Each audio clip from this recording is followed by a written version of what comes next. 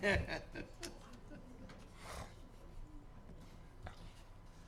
morning, everyone. Call this meeting of the Sweetwater City Council to order. Ask Gil Cherry to do our invocation, and Councilman May to lead us in the pledges. Pray with me, please. Father God, we gather here today to conduct the business of a city that you have allowed us to live in. Father, we're thankful for these councilmen that dedicate their time, their energy, their resources, and their wisdom. Father, we're appreciative of those in the past that have served and set an example for those today. Father, those that have taken the position today have served with great dignity and deserve our thanks. We're thankful for a man that served 35 years, that spent that time while raising a family, building a business, and yet always had time to do his assigned duties here at the city. And we're really thankful for him and appreciative. But I think the councilmen should be mindful of their actions, set an example for the future. Generations that are here today, generations tomorrow, my grandkids, the grandkids in the future. It's our duty to do due diligence to what we say and how we do it, so that we might set the pace and the path for the future. Father, we're thankful for you, your Son, and the salvation and the sacrifice that he made for our salvation. And we say these things in the name of your Son, Jesus Christ. Amen. Amen. Join me in the pledges of allegiance. I pledge allegiance to the flag of the United States of America and to the republic for which it stands, one nation, under God, indivisible, with liberty and justice for all. Honor the Texas flag. I pledge allegiance to thee, Texas, one state, under God, one and indivisible.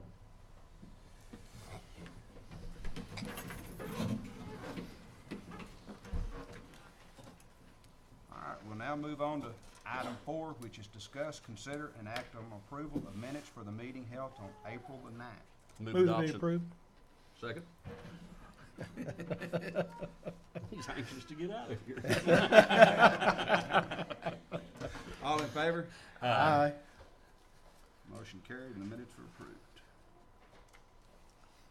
Now move to item 5A, which is discuss, consider, and act upon approval resolution in order canvassing the returns of and declaring the results of the May 4th, 2019 general election. Any questions of Patty? I move they be approved. Second. All in My favor? last chance to make a motion.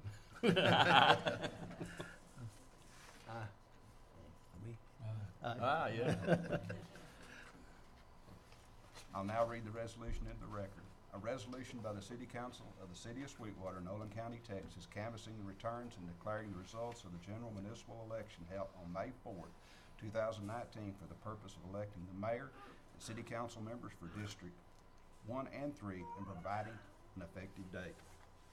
Mr. May, do you have something you'd like to say? Yeah. Actually, it's been my privilege and honor to have been able to have served the city for the past 35 years on the city commission and now city council. God has blessed me during all these many years. During my 35 years, I've served with 6 mayors, 9 other commissioners and councilmen, 4 city managers, 2 city attorneys, 7 city comptrollers, 2 police chiefs, 2 fire chiefs, 4 water department heads, 4 city service directors, and numerous other good and city employees. In addition, the city has had a good working relationship with the school, the county, and the hospital. Some of the highlights of my time on the city commission include lowering the tax rate from 74 cents and keeping it low using conservative budgeting and spending.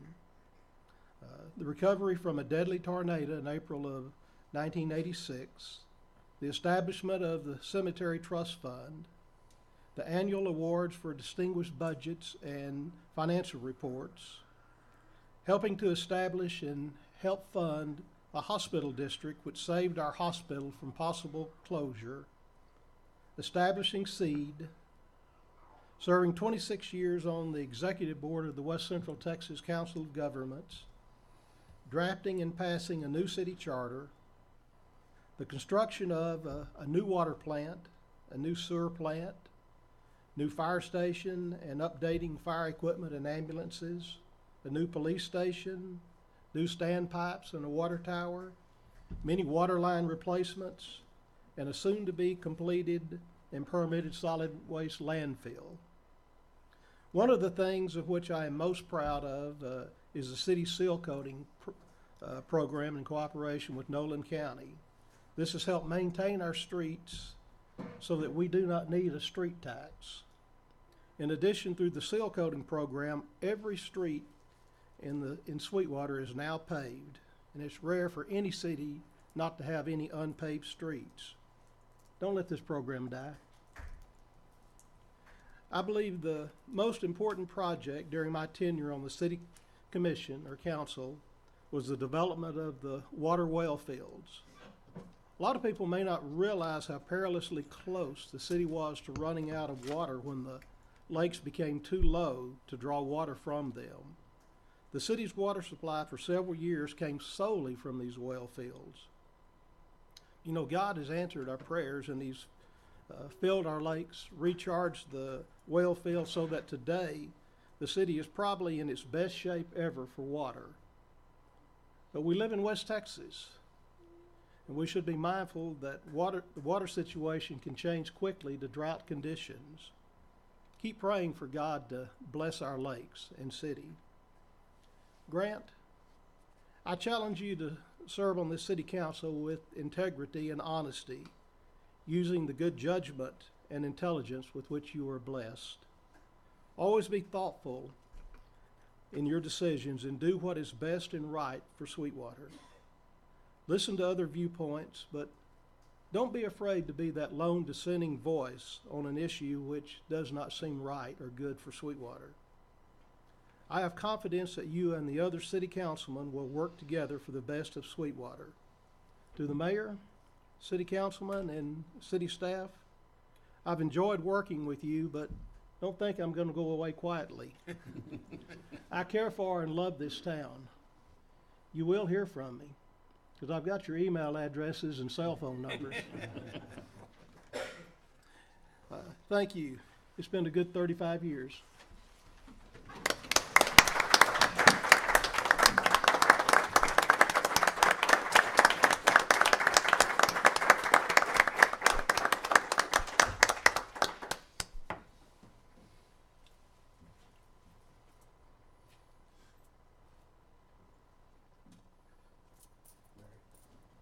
Thank you. I appreciate it. Thank you. Grant, get up and get sworn. Thank you, my friend.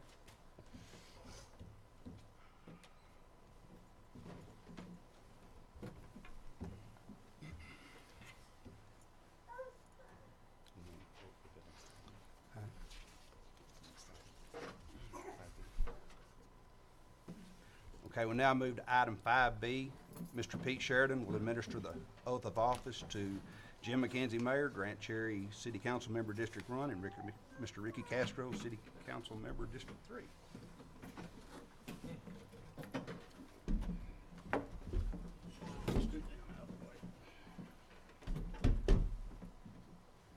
Gentlemen, please raise your right hand and repeat after me.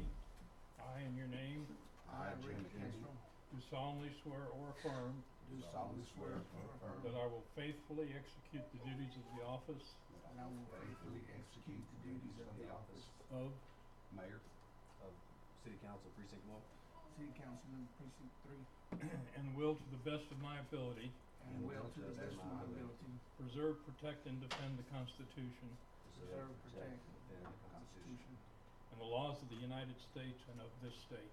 and the laws of the United States and of this state. So help me God. So help me God. Congratulations. Thanks, sir.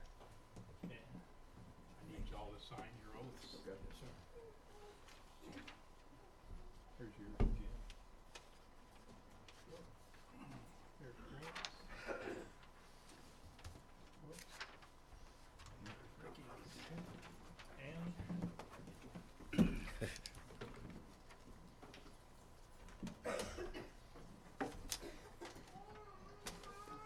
And they also have a plaque for each of the elected officials. Grant. Thank you, sir.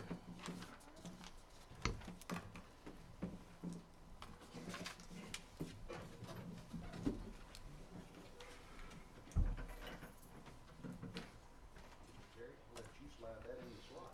Thank you.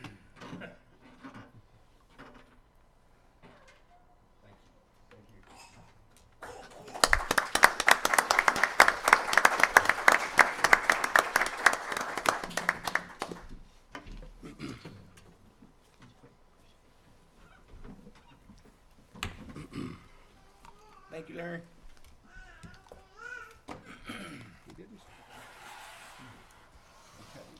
We will now move to item 5C, which is discuss, consider, and act upon a resolution regarding appointment of Mayor Pro Tem for the City of Sweetwater and prescribing the terms thereof. Got anybody in mind?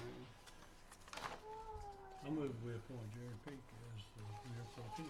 I second.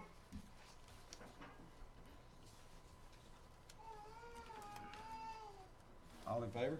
Aye. You couldn't get over that one. It's an easy job. We got a good mayor. Okay, I'll now read the resolution into the record. Appointing Mayor Pro Tem Jared Peak for the City of Sweetwater and prescribing the terms thereof. Okay, we'll now hear a presentation from Jeff Markey with Boland Communities LLC regarding Texas Department of Housing and Community Affairs tax credit project with multifamily project proposal.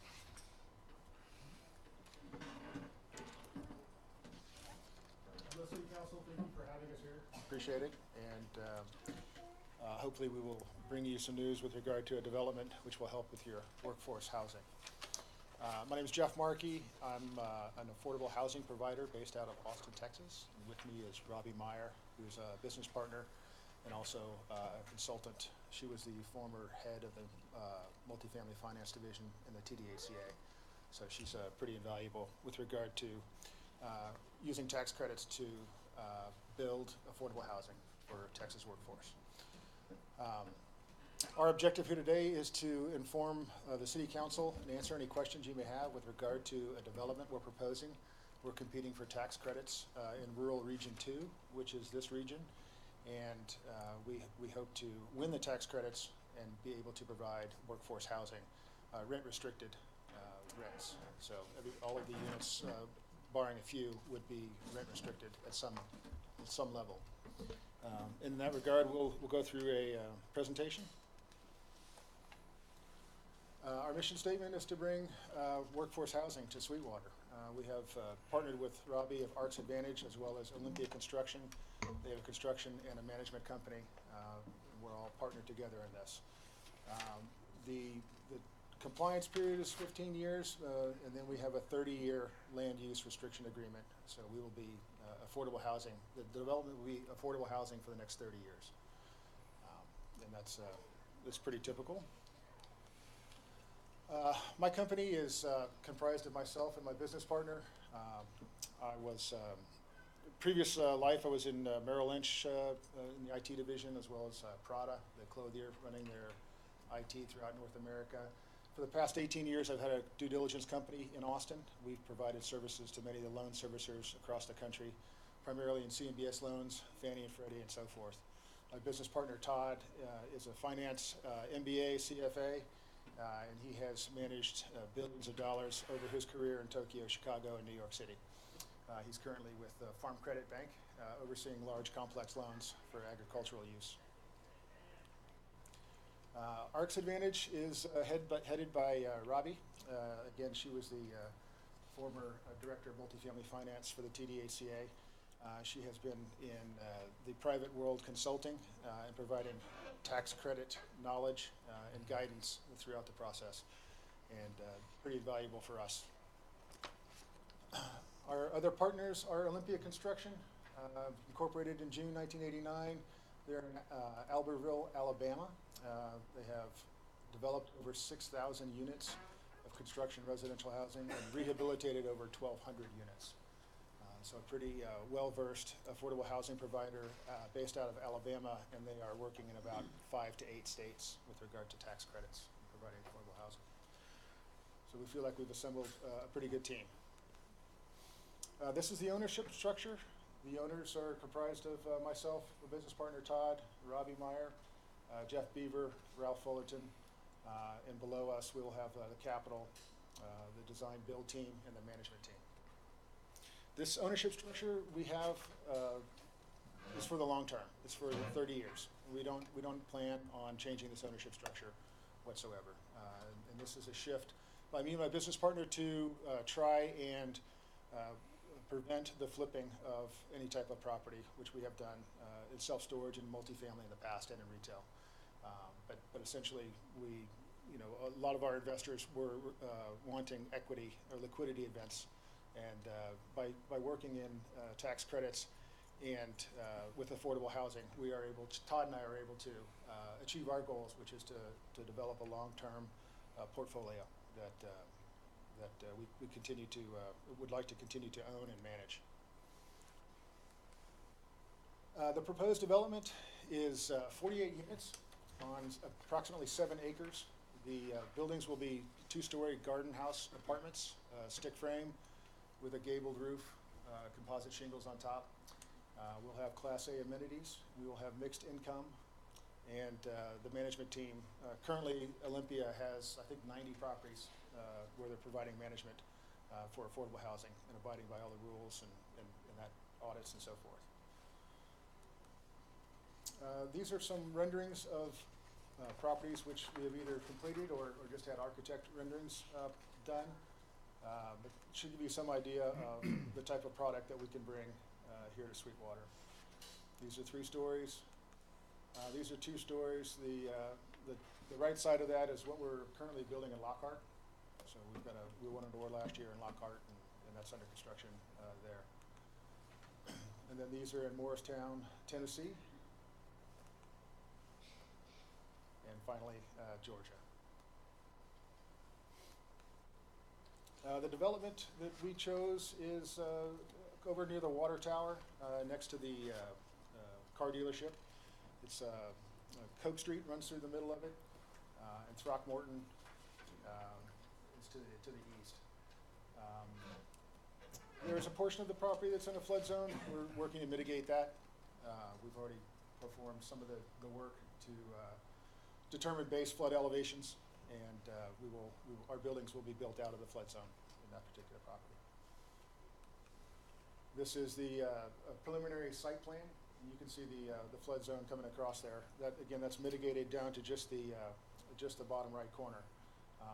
But if we are able to work with the city and vacate the plat with regard to Coke Street and the 2 alleys, then we would put the clubhouse in the middle, and then the residential buildings around on the sides. We also have a second point of ingress egress on Hubbard Street. This is the overall demand for multifamily housing in Sweetwater. The overall demand is 481 units. If you include 2019 and 2021, as well as external demand, you have 535 units. We have to break it down, and we're concerned with the far right column. That is the number of units allowed by the TDHCA. So, although the overall demand is 535 units, the TDHCA will allow us to build 160 affordable units. Of course, we're building 48, so it'll be smaller than that, but well within the demand and the growth parameters here in Sweetwater. The preliminary proposed rents are based upon the area median gross income The largest band will be 60%, those workers making 60% of the area median gross income, which is 60% of 50,000. And the rents will be between $657 for a one-bedroom and $911 for a three-bedroom. We'll have 8 one-bedrooms, 32 bedrooms, and 10 three-bedrooms. The development must adhere to all of the latest standards with regard to energy. So we will have all Energy Star appliances, appropriate bathroom exhaust fans, laundry connections, covered patios, insulation, and 30-year shingles. Again, all of this is pretty well mandated by the multifamily rules and guidelines. Proposed site amenities, we're required to have a certain amount of minimum amenities. We typically will survey the tenants after a brief period of time to see which services they want, but typically we'll include a playground or a business center. We'll have a clubhouse. We'll have meetings and available for conference rooms. Wi-Fi might be one of the items we provide, but we will have a minimum of 5 Class A amenities available to tenants at the facility. The economic benefit to Sweetwater will bring increased tax base for the improved property, jobs and investment. You'll have 1 to 2 full-time jobs. We'll obviously have a property manager on site, and 50 to 75 construction jobs during construction, and about $6 million for the construction investment. Some of the highlights: the startup manager is selected will be a local person in Sweetwater. The tenant screening plays a large part with regard to our tenants. There's a zero tolerance policy with criminal and credit checks. Income is verified every year. Quarterly inspections of units take place. They'll take place by the TDHCA, they'll take place by our equity provider, and they'll take place by our debt provider. So we'll have quite a few inspections going on, as well as management of compliance issues. Quality and maintenance, we are, again, regulatory compliance with annual audits for 30 years. So we must maintain the property, and we are held to it. And if we fail in any regard, then we actually have to pay for it. So there are several items which may come back to bite us if we don't adhere to the maintenance and quality that we strive to bring. And then a timeline, January 9th was the submission of pre-application. March 1st was the full application. The awards will be announced in late July. And February, we should close in 2020. And then construction would begin in March of 2020, with lease-up continuing 1 year after that. One item that's a bit different for us here in Sweetwater is that typically we perform these presentations to city councils before March 1st, and we typically ask for a resolution of support as well as a waiver of fees for $250, and that helps our score. What we had here in Rural Region 2 this year is we had 3 developers put in an application at pre-app. So that January 9th, there were other cities in this region where pre-apps were put in. Between January 9th and March 1st, actually it's February 1st, those applicants dropped out, and there was nobody competing in Rural Region 2. And we found that out and hightailed it up here and tried to find property so that we could compete in Rural Region 2. Right now, we're the only competitor, and so, provided we've done everything correctly, we should get the award. But just wanted to, most of the time the city councils will mull it over, decide if it's best for the city or not, or what they'd like to hear and see. In this case, we didn't get that opportunity, so we're here now to answer any questions. And with being the only application in this region, we didn't have to get a whole bunch of points. So in less than 3 weeks, we put together these site plans, the survey, the PSA for the land, and so forth. So we busted our tail to try and get this in on time, and we did. We don't have nearly the points that we normally do, but in this case it doesn't matter because there's nobody competing against us. So that's what's a bit different with regard to our presentation to City Council here in May as opposed to in February. But honestly, we didn't sign the land contract until about February 14th, so it was really a time crunch to try and get everything submitted to the TDACA, and there wasn't a council meeting scheduled after that so that we could get in. So here we are, and if you have any questions, we'd be grateful to answer them.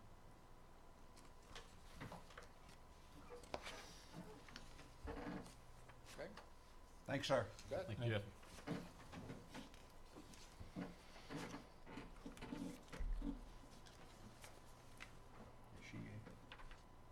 Kathy up there, or She stepped out. see if she, okay.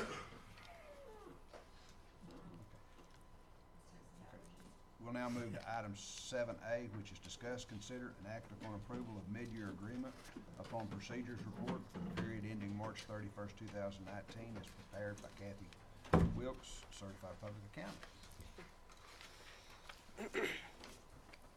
This is a very brief report. It is comprised of about 3 or 4 days of testing of various procedures and internal controls that the city has. There are 6 different areas that we look at.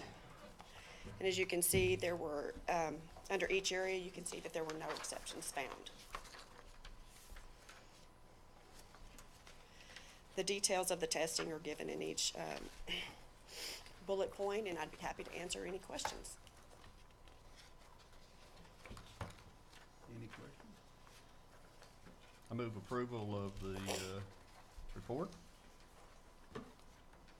Second. All in favor? Aye. Thank you, Kathy. Thank you. Thank you.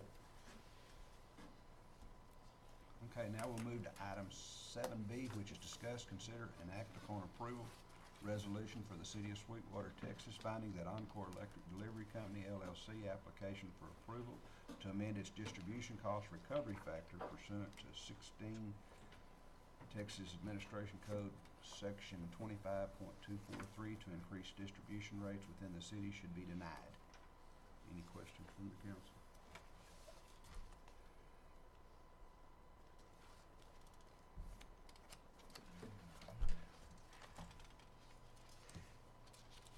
Move adoption of the ordinance. Resolution, excuse me. Adoption of the resolution. Second. All in favor? Aye. Approved. Now read the resolution into the record. A resolution for the City of Sweetwater, Texas, finding that Encore Electric Delivery Company, LLC, application for approval to amend its distribution cost recovery factor pursuant to 16 Texas Administration Code 25243 to increase distribution rates within the city should be denied, finding that the city's reasonable rate case expenses should be disbursed to the company, finding that the meeting in which the resolution is passed is open to the public as required by law, requiring notice of the resolution to the company and legal counsel. Okay. We'll now move to item 7C, which is discuss, consider, and act upon approving interlocal agreement between the City of Sweetwater and taxing entities regarding foreclosed properties. Mr. Dana.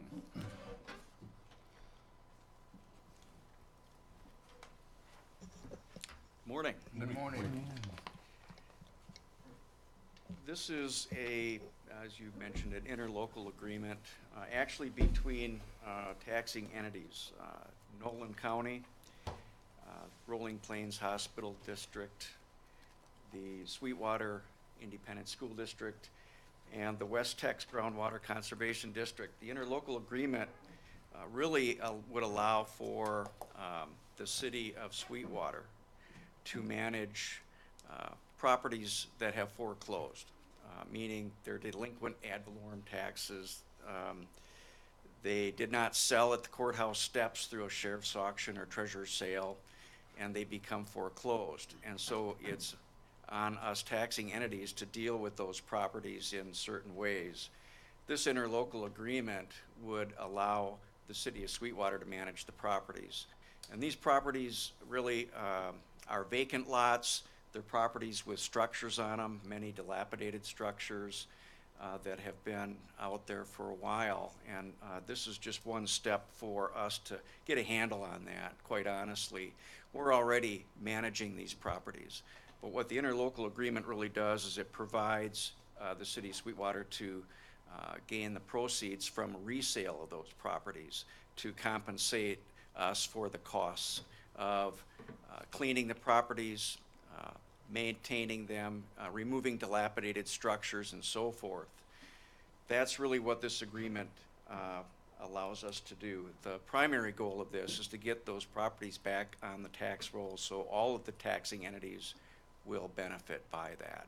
And we can beautify our community at the same time to remove what I would call some structures out there. We've got a number of them that we can start moving ahead now with this agreement in place.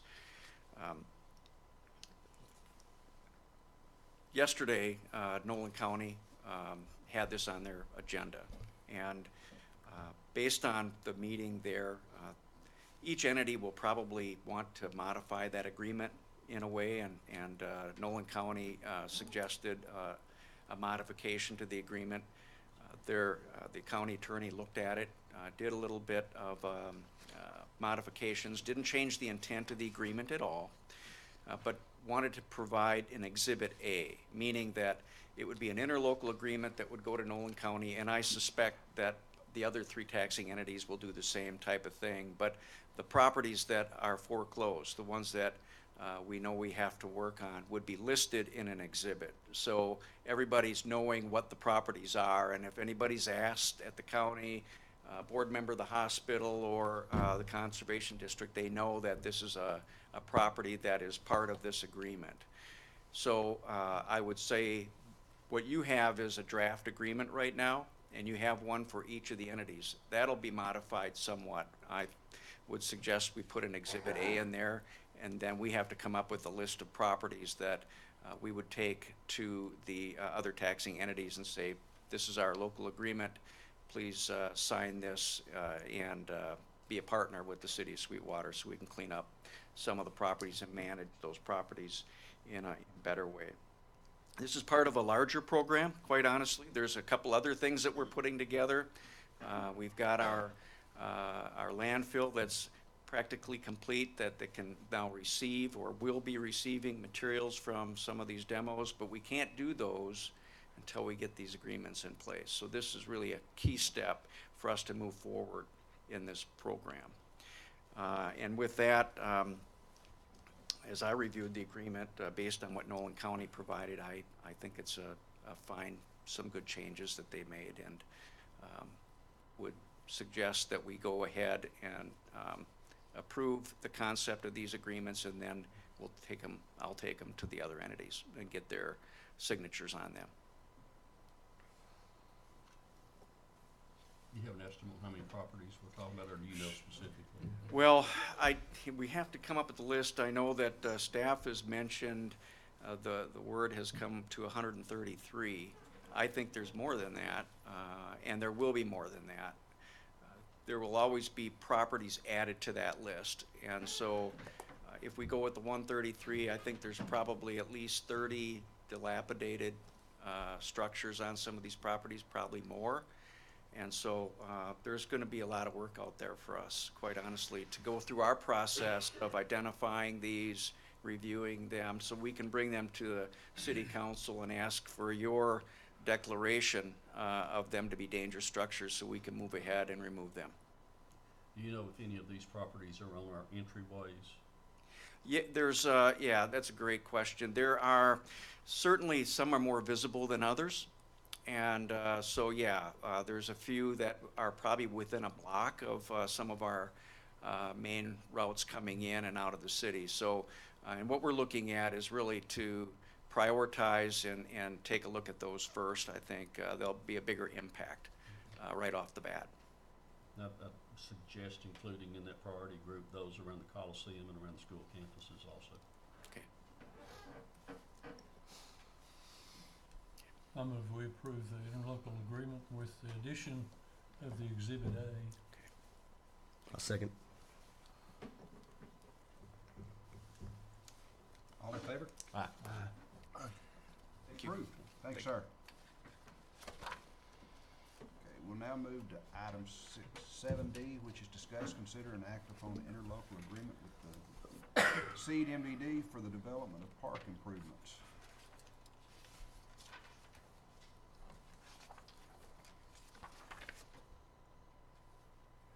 Any questions? So moved. Second.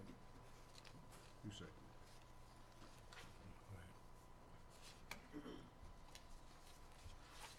Okay. All in favor? Aye. Motion carried.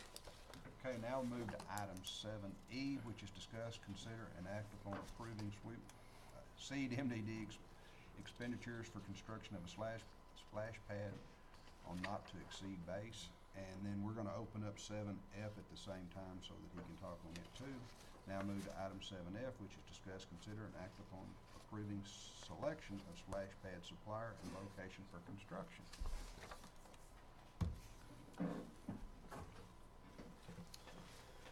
Good morning.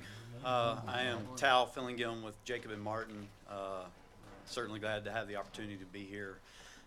I was tasked with guiding a committee through the process of selection of a splash pad supplier. We have completed that process, and that's why we're here today, is to make a recommendation to the council.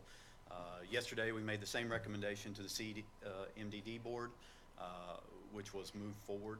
I believe that resolution is probably included in your packet. So our process, let me start with, our committee consists of Ken Becker and Misha Adams with the Seed MDD, and Russell Jones with the city, and myself, so 4 of us. We started the process by soliciting 5 of the most prominent splash pad suppliers in the state. We received 3 proposals. The committee reviewed those proposals. I will tell you there was one proposal that was really head and shoulders above the other 2. So we made the decision as a committee to interview that one splash pad supplier and see how that interview went. Well, the interview went very well. They were able to provide us with the information we needed, answer all of our questions, and quite honestly, help us feel comfortable about making a recommendation to go with that supplier. Among a handful of things, probably the primary 3 items that we considered were not just what kind of pad can they deliver, right? But really their qualifications. So how are they with after-service care? So follow-up. These splash pads require a lot of maintenance to keep these things running. So that's very important. How many splash pads have they done in the region? With the company that we're recommending, they've done a great number of those. And then also, what options do they have for the pad? Well, this particular company, they have a lot of options, and it became very apparent that they had more than their competition. So the splash pad supplier that we're recommending is Vortex. Again, they met or exceeded all of our expectations. We felt comfortable after that one interview of moving forward with our recommendation for that company. So yesterday we were at the Seed MDD board with a similar presentation, went through those items. I think from that board they made a recommendation to the city council with a dollar amount, a not to exceed amount, I believe, of $750,000 for the project. They also made a recommendation on the location of the splash pad. I believe that was Newman Park. And then also approved the recommendation of Vortex as the splash pad supplier. So at this point, we're looking for city council to consider those recommendations. If approved, the next step would be to move into formal design of that project. So once the general park location is identified, then we would hone in and find the specific location we want to put the pad within that park. We would come up with the actual design of the pad and then work towards construction and completing that pad and getting it operational. So that's our request today, and I'd be happy to answer any questions if I can. I have a question for maybe the MDD board. What was the rationale behind selecting Newman Park over East Ridge or Fraley? I think the, Ken, if you want to come to the oh, mic, please. yes.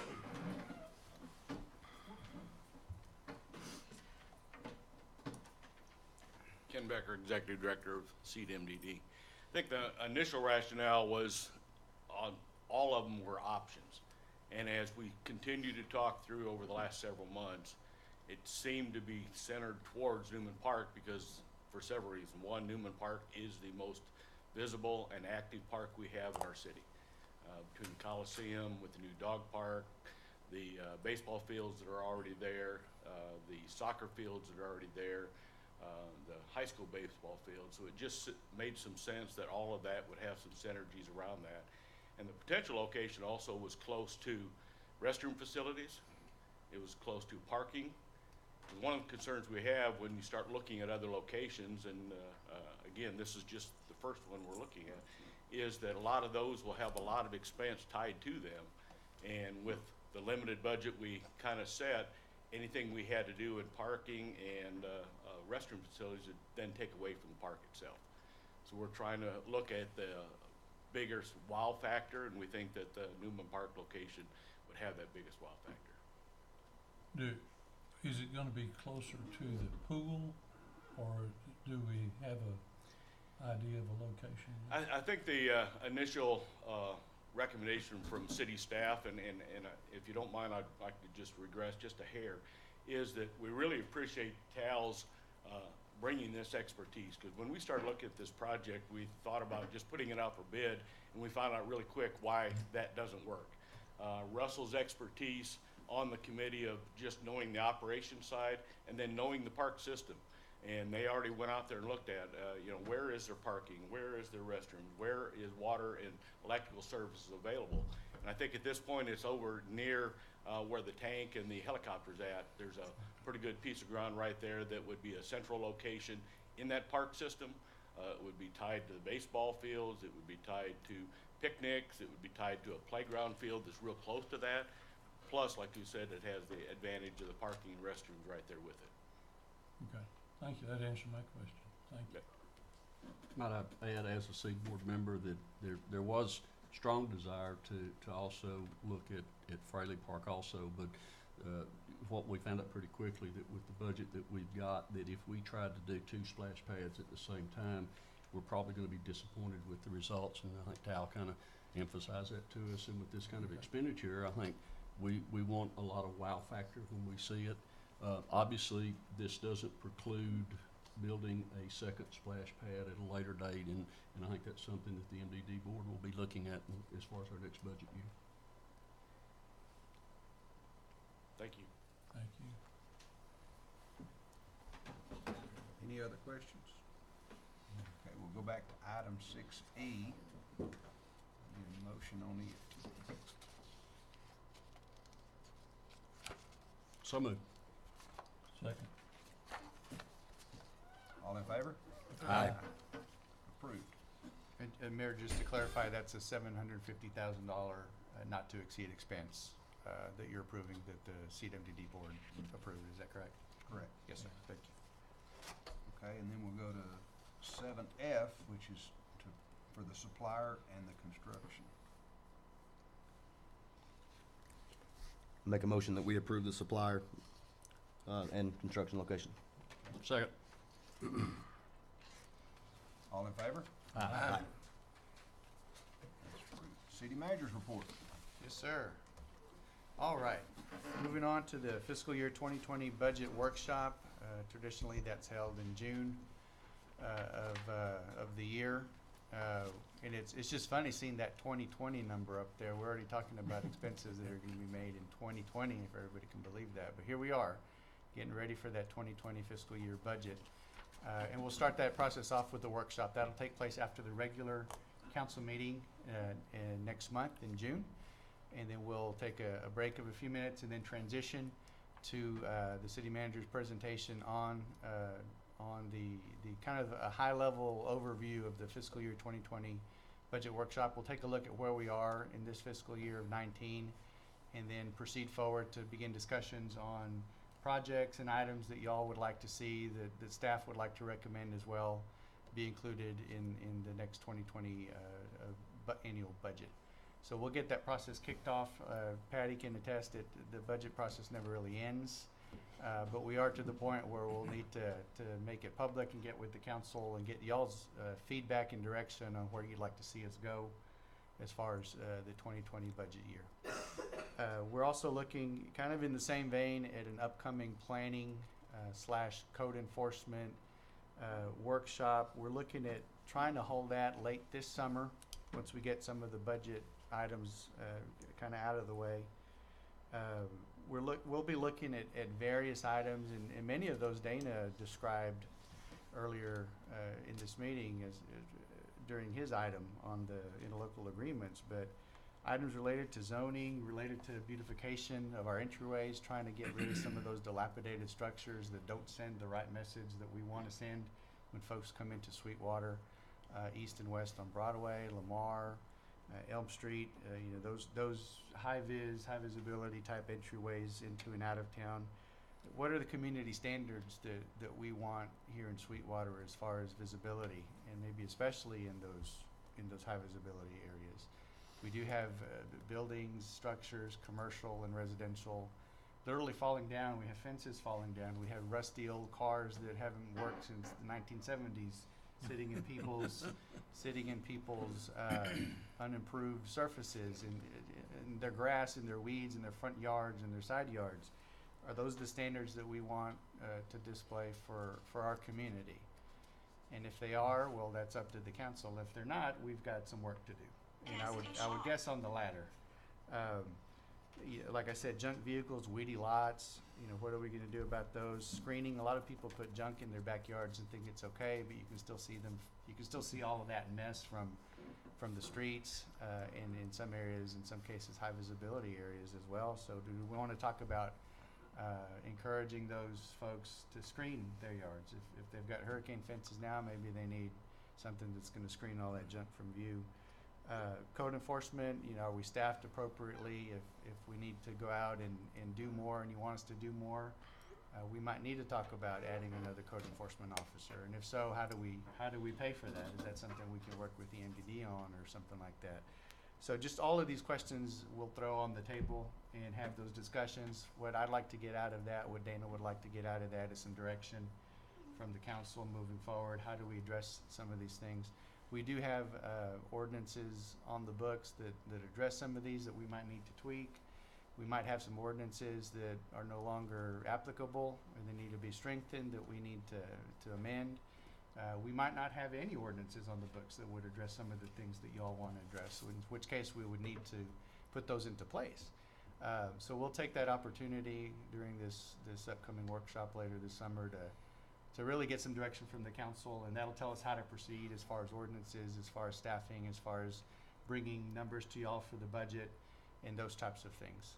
So I'm looking forward to that. I know Dana is as well, staff is as well, and so this is definitely a big challenge here in Sweetwater. One of the first things that I was told about and didn't have to try too hard to look for was let's clean up the town. Let's see what we need to do to get to where we all want to be as a community.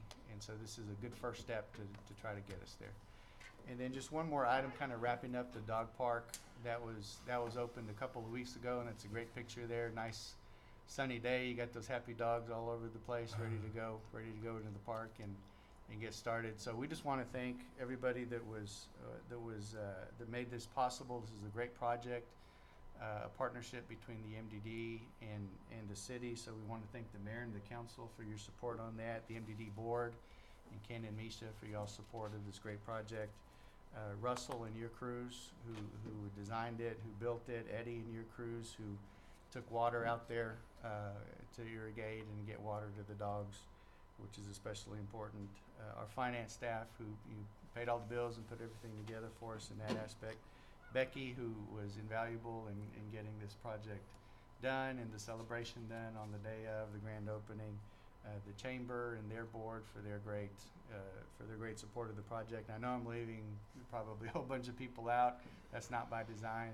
If I am, I apologize. But everybody who had any part to do with this great community project, I think this is very demonstrative of what can happen when you have a vision and then you have the know-how and the money and the funding from the MDD especially to get things done. So I think this is a great show of the future of the partnership between the city council and the MDD as we move forward trying to build some of these great projects for our community.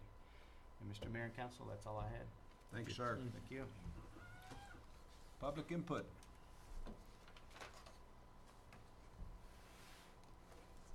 Motion to adjourn? So moved. Second.